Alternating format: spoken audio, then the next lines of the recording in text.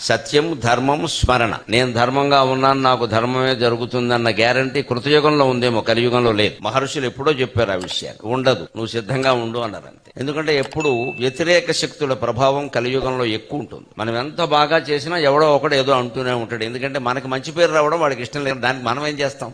వాడి కోసం ఇప్పుడు కావాలని చెడ్డ పేరు తెచ్చుకోలేము, వాడి కోసం చేసే పని మానేయలేము. చీరలు పెట్టెలో పెట్టుకుని ఉంటారు. చిమ్మట అని ఓ పురుగు ఉంటుంది, బట్టలు కొట్టే పురుగు. పెట్టెలో పెట్టిన చీరలు దానికి ఏం అపకారం చేసే? వాటిని దారినే ఉన్నాయి. కానీ ఈ చిమ్మట ఊరికే వచ్చి ఆ పెట్టెను దొలిచి ఆ చీరలను కూడా కొట్టేస్తుంది. తన దారిని తాను సజ్జనుడు ఉన్నా సరే కొంతమందికి అది నచ్చదు. నచ్చకపోవడం వారి స్వభావం. దాన్ని మనం మార్చలే. మనం నేర్చుకోవలసిందల్లా ఏమిటంటే ఆ నచ్చకపోవడం వల్ల వాడు ఏం చేస్తాడో వాటికి తగినట్టుగా మనం కవచాలు ధరించి ఉండాలి. ఆ కవచాల్లో చాలా ప్రధానమైనది భక్తి అనే కవచం. ఎన్ని ఆయుధాల నుంచైనా మనం రక్షించేది భక్తి అనే కవచం.